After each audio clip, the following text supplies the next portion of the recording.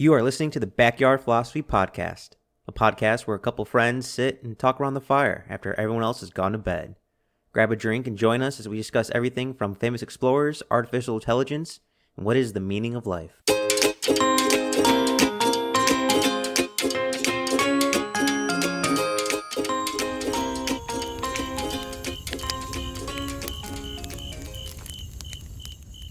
With this holiday season, nothing says holiday more than winter. Snow, ice, and if you're certain countries, invading other countries. France, Prussia, Germany again, all have made a fatal mistake when they try to invade Russia in the winter. But this winter, it's not a foreign invader. No, this is what happens when winter storms are so bad that Russia has to attack itself. This is a story of how Russia bombed itself to save the people. But before we get into this story, Nick, how are you? What are you drinking? I'm drinking some Jim Beam. This just seems like a meme.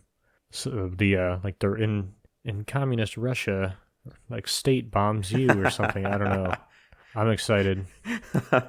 Well, I think you're going to like this one because I quite enjoyed it. The time period, is April 2016. Russia is still fighting winter. What makes you wonder, how long do Russian winters last? No wonder people have to invade Russia in winter, because winter lasts like all year round. But back to the story. A Russian river was hit hard by Mother Nature, and a large portion of the river was frozen. This river was the Sukhanol River in Russia's Vologod region. And I'm probably said it wrong, but I'm going to keep on going.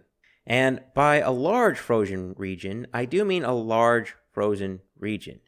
Mother Nature had frozen this river a section 25 miles long. This frozen section quickly started acting like a dam and starting to threat to flood and possibly kill nearly 4,500 people near it. Again, this is April. Spring should be coming, but it froze, and other water rushing into it is now being pushed around. It's nearly a perfect storm. So Russia needed a solution. They needed one fast.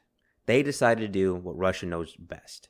Bomb the living daylights out of this frozen river. I mean, that seems like the first, hey guys, we got a problem. What do we do?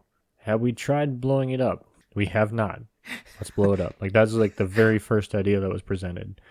It's not, I mean, I don't know how the story ends, but it seems like it's might not be the worst idea, but it was definitely the first idea. I would love to hear that phone call of, hey, Commander, we have this problem. What do we do?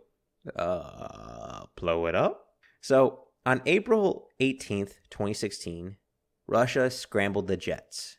2 Su-34 tactical bombers were assembled and loaded at the Air Force Base Voronezhka Malaveshko. At the time, this was one of Russia's most elite and newest strike-capable aircrafts. The Su-34s are also known as the fullbacks. They were loaded with heavy payload bombs and received direct orders from Moscow. The orders were simple. Bomb the frozen part of the river every single hour. How deep is this river? I could not find how deep this river was or know their pay. But the pilots were ordered every hour, on the hour, well, not on the hour, but every hour until victory. So hour after hour after hour, the Su-34s bombarded the thick ice, literally chipping the ice away with plastic explosives. Hours passed, and the 25-mile-long ice dam began to weaken. I want people to think of how long 25 miles is. And you may think that, oh, it's ice. How hard can it be to break? Especially with bombers. But you also have to imagine thick ice. It's probably cold enough where the ice you break that heats up and it will immediately turn back into water. And also it's miles. These bombs don't have mile radius explosives. They are, maybe a couple hundred feet with shrapnel, but condensely probably 100 feet or less. And you have 25 miles to trip up and break apart with bombs. I can't imagine trying to simply going every few hundred feet, planting a bomb and blowing it up for 25 miles. That's really hard to do. And the river, from what I could see, was pretty decent width. It looked like to be about 30 feet wide. The bombers needed reinforcements. simply bombarding the frozen This- river hour This after is more hour. embarrassing than Australia losing a war to emus. Nick, wait until I get to the end because we Americans can't talk either. God. Well, these bombers needed reinforcements. Simply bombarding the frozen river again and again wasn't enough. So Moscow once again called in the big guns. They ordered ice-breaking ships to travel inland by the river to help break up the ice. So as the pilots bombarded a different section of the river, the ice-breaking ships began to crash and ram into the ice river to break it apart. On one end of the river, Su-34s kept hammering the ice with ordnance. On the other end, heavy-duty specialized ships were breaking the frozen river. And in case anyone's wondering, there are multiple videos online of recording of the bombardments, and I can't imagine being a local and seeing Russian bombers every hour hit your local river. What must be going through your head? Well, it's Russia. They're probably actually Yeah, I used was to gonna it. say that. Is it hump day? Well, even more hours passed. Hour upon hour, ships kept ramming, bombs kept being dropped, and eventually Russia was successful at the bombarding that it was able to get the river flowing again.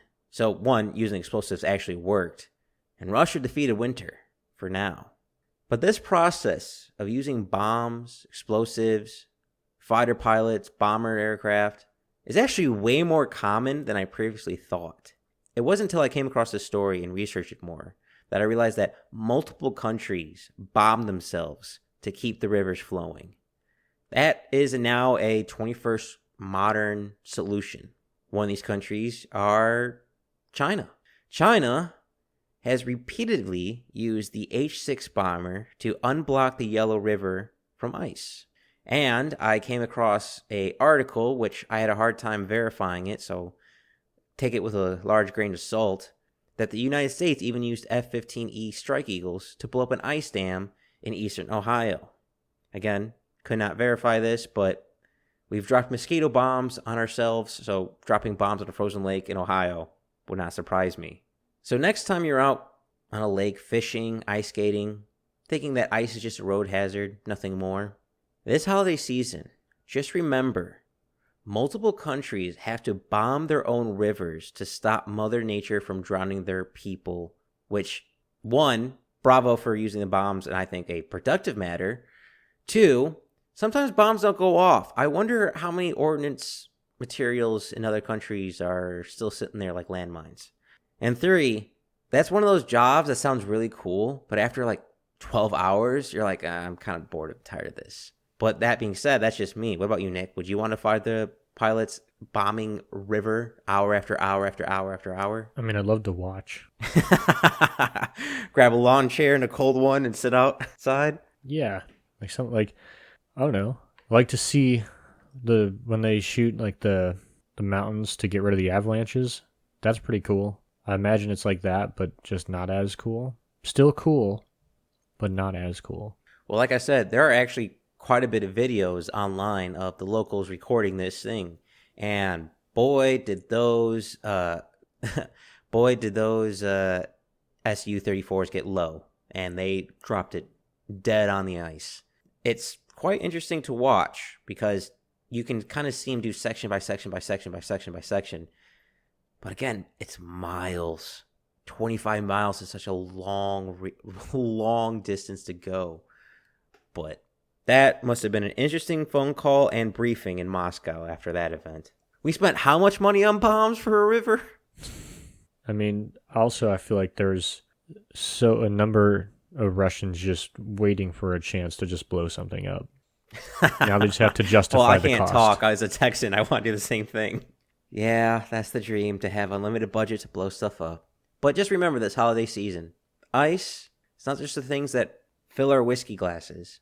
Sometimes it's life and death for people. And sometimes, just sometimes, you get to use explosives to take care of that problem. Thank you all for listening.